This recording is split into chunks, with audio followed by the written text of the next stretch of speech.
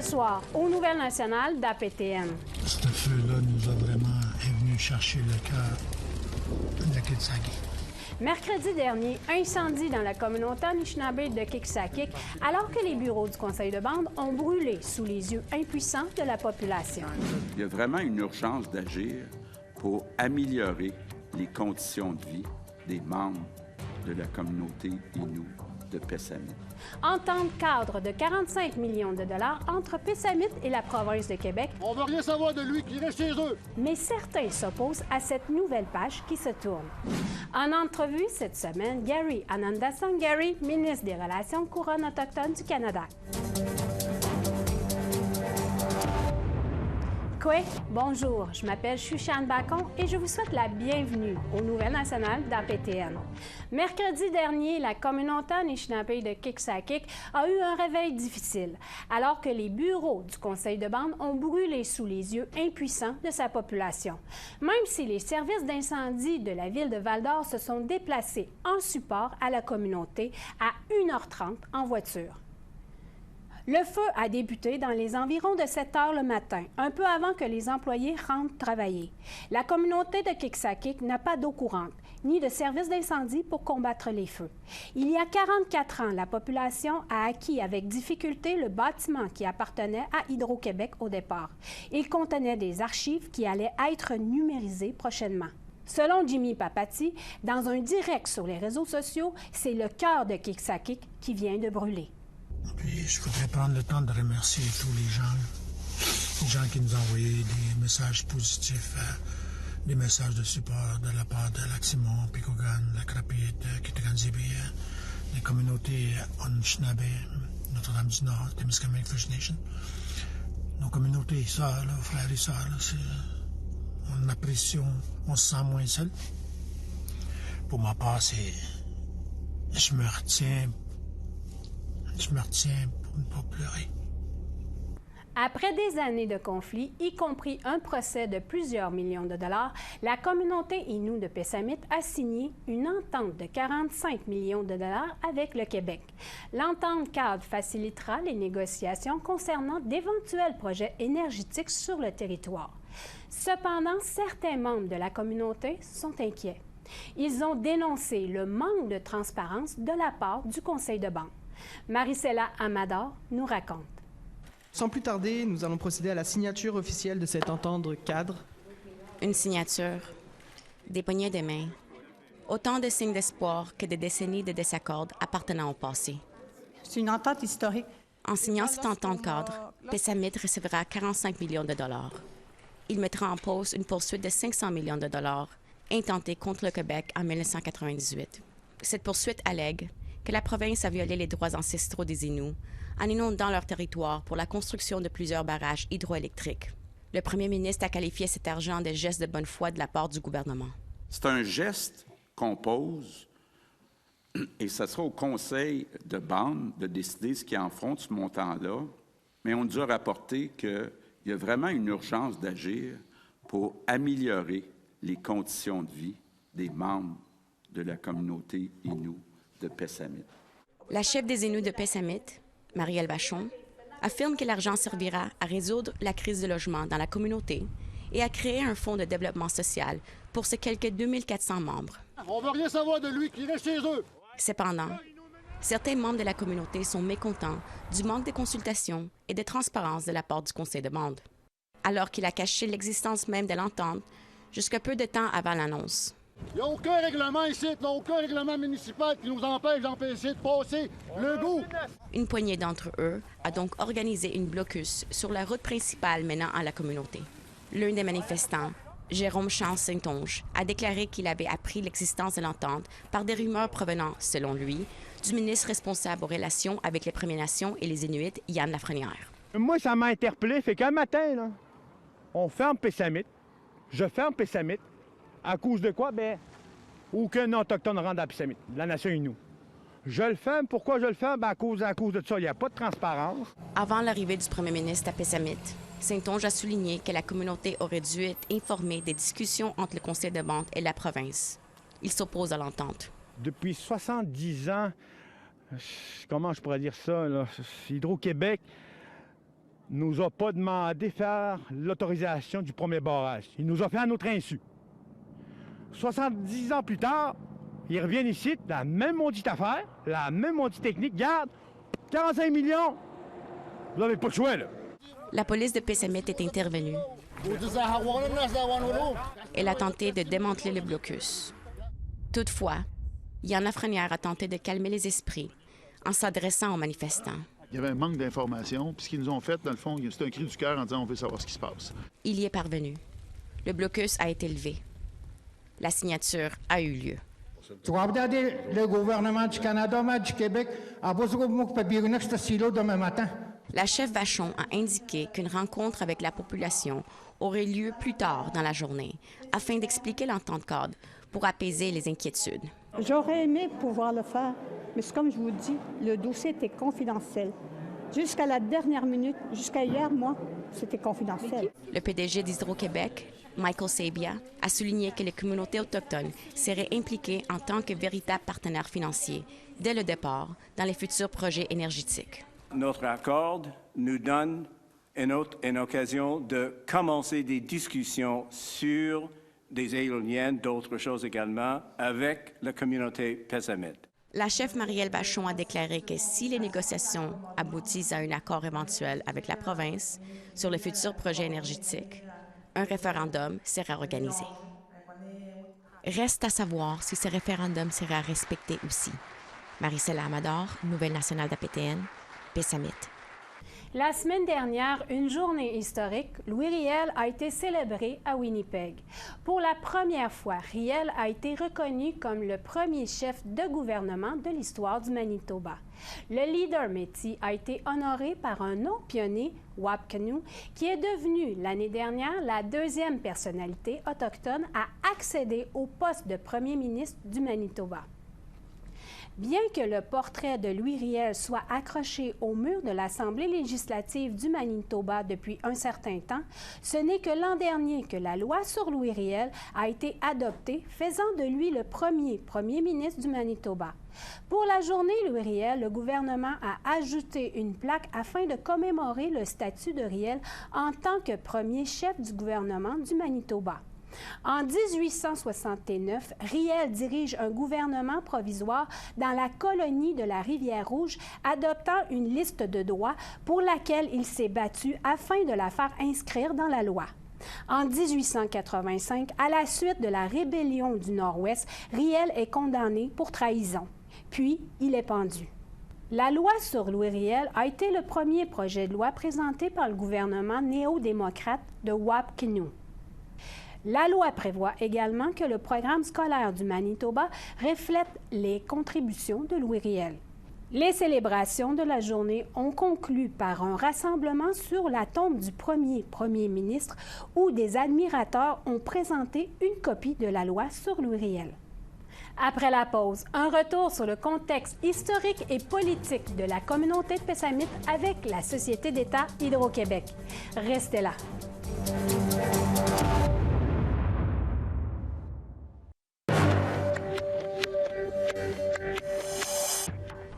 Re-bienvenue aux Nouvelles nationales d'APTN. Pour bien comprendre les enjeux concernant la nouvelle entente cadre entre le Québec et la communauté de Pessamit, Nouvelles nationales d'APTN a décidé de ressortir mes reportages diffusés à la fin de l'été de 2022. Voici le contexte historique et politique entre Hydro-Québec et les Pessamionautes. Si tu savais comment on s'ennuie à la manie, tu m'écrirais bien plus souvent à la manie, Boisdon. Il est rare qu'un barrage hydroélectrique soit assez impressionnant pour inspirer la poésie. Mais la Manic 5, ici au Québec, est une exception. Il a inspiré des chansons comme ce classique de 1966. Et encore aujourd'hui, des gens sortent de la ville pour le voir. C'est un emblème québécois, dans le fond. Ça représente une grande réussite pour le Québec, là, je pense, là, avec l'hydroélectrique. Puis c'est impressionnant à voir, là. C'est un beau mur. Mais ce mur, construit en 1959, se situe sur les terres ancestraux des Inuits de Pessamit. Pour Cécile Bacon, que tous appellent Kwakwaka'wakw, C'était soirée de bingo chez elle, avec sa fille et son gendre. Elle affirme avoir grandi en territoire.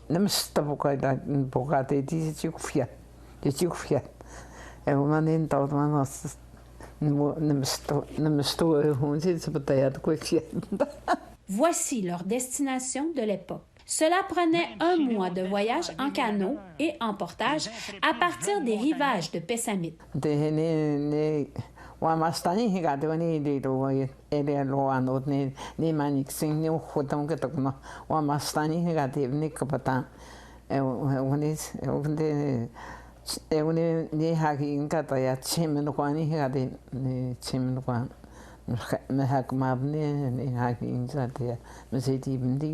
Adélard Benjamin, coordonnateur du projet du secteur territoire et ressources, affirme qu'il est difficile d'ignorer l'influence de la culture Innu sur la toponymie locale.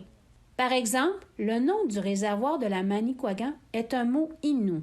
Selon Benjamin, Manicouagan vient du mot Menogwan, qui signifie un Innu en train de ramer et buvant l'eau qui coule de sa rame. Le Québec s'est enrichi de nos rivières et puis c'est on va dire, c'est le vache à lait du Québec, tous les barrages hydroélectriques. Mais nous, rien de ça. 0 et une barre de ces profits-là. Benjamin dit que les Inuits sont inexistants sur le territoire pour Hydro-Québec, à tel point que dans les centres d'interprétation des infrastructures d'Hydro-Québec, aucune mention ne fait référence aux familles Inuits qui ont occupé ces territoires. Tous ces réservoirs-là, toutes ces rivières-là, comme on dit souvent, c'est des autoroutes qui nous amènent sur nos territoires, jusqu'à la Kaniapiskop. Selon Benjamin, Pessamit et Hydro-Québec sont en train de corriger ce manquement. Et malgré la dureté de cette vie, Cécile Kwaguadjushko-Bacon aime se souvenir de son passé. Une vie passant du nomadisme à la sédentarisation. Mais à quel coût a-t-il été détruit?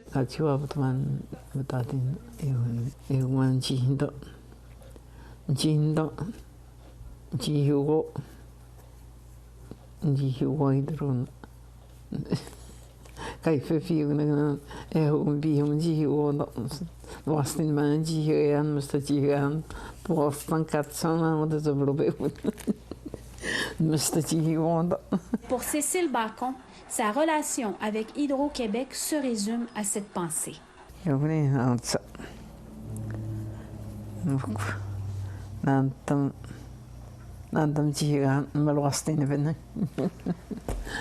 Il y a actuellement 13 barrages d'Hydro-Québec sur le territoire ancestral des Pessamiounous. Et selon l'ancien chef de Pessamit, Hydro-Québec n'a jamais payé son loyer depuis 70 ans. En 1974, lorsque le 200 000 a été donné par Hydro à Pessamit, la fameuse entente, là, 73 qu'on appelle, nous, c'est qu'à ce moment-là, disons, il y avait un fonctionnaire des affaires indiennes qui était là. Puis 200 000, c'est ridicule comme montant. Il a fallu des années aux Inuits de Pessamit pour confronter Hydro-Québec. Mais en 1998, Pessamit poursuit le gouvernement du Québec, le gouvernement du Canada et Hydro-Québec pour 500 millions de dollars en cours supérieure. Aujourd'hui, il y a près de 10 ans qu'Hydro-Québec planifie le développement de la ligne Miquois-Saguenay, un réseau à haute tension pour exporter de l'électricité vers les États-Unis. Cette ligne est construite sur le territoire des Pessamiounous.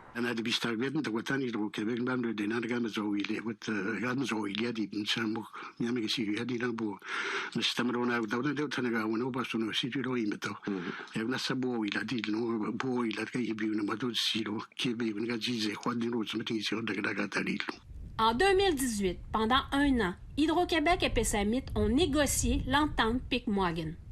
Un accord concernant, entre autres, le caribou forestier, le rehaussement de la centrale Manic 5, la ligne Miquois-Saguenay et le développement récréo-touristique.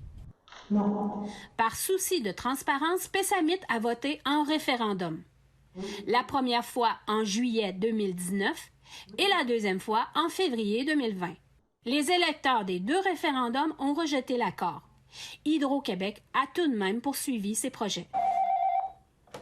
Oui, allô? Adélard Benjamin, coordonnateur pour le secteur territoire et ressources, affirme que le projet Miquois-Saguenay a été construit sans l'approbation de la population de Pessamit.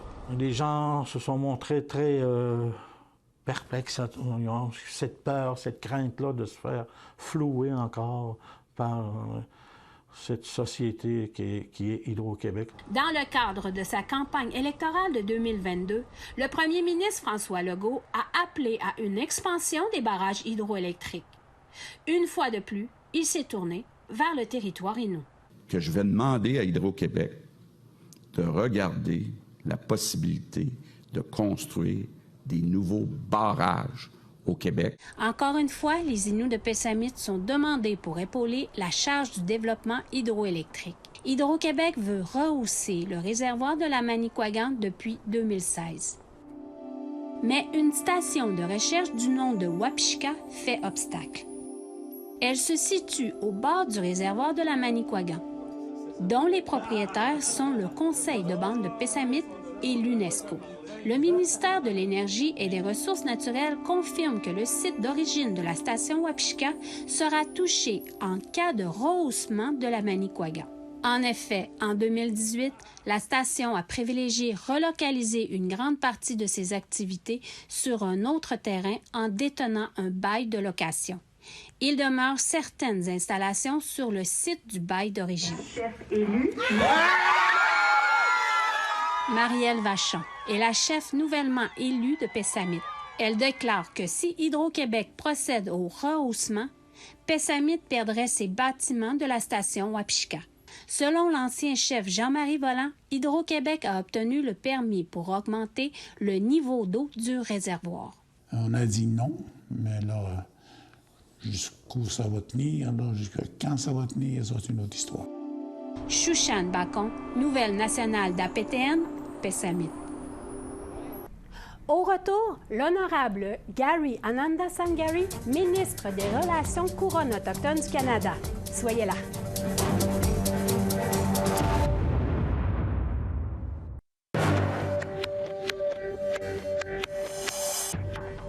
Bienvenue aux Nouvelles nationales d'APTN. En entrevue cette semaine, nous avons reçu en studio le ministre des Relations couronne autochtone du Canada pour connaître les raisons de sa visite à Montréal et pour aborder le sujet des terres autochtones. Puisque le ministre Gary Anandasangari travaille sur les dossiers touchant l'autonomie gouvernementale des peuples autochtones. L'entrevue s'est déroulée en anglais. Nous avons sous-titré l'entrevue pour vous. Le voici. Kwe, Gary, bienvenue à Nouvelle nationale d'APTN. Kwe, merci pour cette invitation, un plaisir pour moi ici. You have just came from visiting Kahnawake Mohawk territory. Tell me about what brought you there. Well, we had a couple of very important meetings in Kahnawake. First, we met with the Quebec Women's Association, La Femme. La Femme de Québec, l'Association La Femme de Québec, and then I also met with the Grand Chief. It was a very important conversation. We talked with the Native Women's Association of Quebec. We talked primarily about issues facing Indigenous women in Quebec, issues around missing and murdered Indigenous women and girls, issues around lack of healthcare supports, lack of education, essentially the gaps that exist for Indigenous women particularly, need for shelter. But we also talked about their advocacy. This is their 50th anniversary this year, so they're having a grand celebration this May 13th, and they've invited me to the event, so it was a very fulsome discussion. Then the meeting with the Grand Chief was also important because we've been working with them for a number of years, and they have some concerns relating to their jurisdiction and ensuring that they have the ability to do everything they can to support their nation. So it was a very, again, an important conversation about issues within their community. And I look forward to visiting many more communities in the months to come. You have no problem to speak with Anglophone communities, but how about with Francophone communities? it is very important that I connect with them. I fundamentally believe in bilingualism. Bilingualism is a central part of the Canadian identity. So one of the things that I make sure is I listen, and when I listen intently, I can understand French. Most conversations I'm able to understand. It's responding that's sometimes a little bit more difficult. So when I met with the Women's Association, Native Women's Association of Quebec, you know, I listened and I responded through one of my staff. We have people that represent the communities.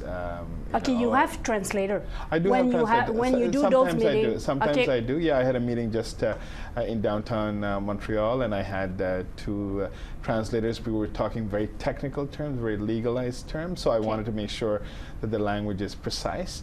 But in most conversations, I sometimes don't need a translator. In the last election, Mark Miller said that returning land and territories to Indigenous communities was a priority. Do you feel the same way about returning land? Look, let's understand where we are, right? We are in, and some people may not accept it, but we are in traditional lands that are occupied by many nations in North America, particularly in Canada and, you know, even in Quebec. So the lands actually do not belong to Canada per se. Many of the land, much of the land, is not covered by treaty, and even some of them that are, there's many lands that are in dispute. So giving land back is not a benevolent move by Canada. It is rightfully returning somebody else's possession. So that is Mark Miller's thinking. I've subscribed to that thinking. I do believe that land back is an important aspect of reconciliation. Land is at the core of one's identity. You know, land, language, culture are so important to one's identity. And I think for us to reconcile with Indigenous people, to ensure that Indigenous people have control over their lives, it includes control over their land. So absolutely believe that land should be returned. There's processes that how can you do that for you? There are ways that we can do that. Okay. So one of them is through modern treaties. So we have, you know, negotiations that are taking place on modern treaties where land, you know, can be returned. In British Columbia is a perfect example. We have, you know, 5 advanced treaties where that's going to happen. Just 2 weeks ago, I was in Nanaimo, British Columbia, where we returned a piece of land that was displaced from them for centuries. So yes, there are processes, and we go through the process to return land. It's not just we do it with our eyes closed. We do it after many months, sometimes years, sometimes decades of negotiations, and sometimes it's simpler. But ultimately, it's important that we recognize that the land that is not Canada's land needs to be going back to people who are the best custodians of their land. And that's one of the things that I am committed to continuing in Mark's legacy. Gary. Thank you. C'est ce qui conclut le bulletin de nouvelles nationales d'APTN. Je m'appelle Shushan Bacon. Merci beaucoup d'avoir été des nôtres et prenez soin de vous. À la semaine prochaine. Yame Wenupsich.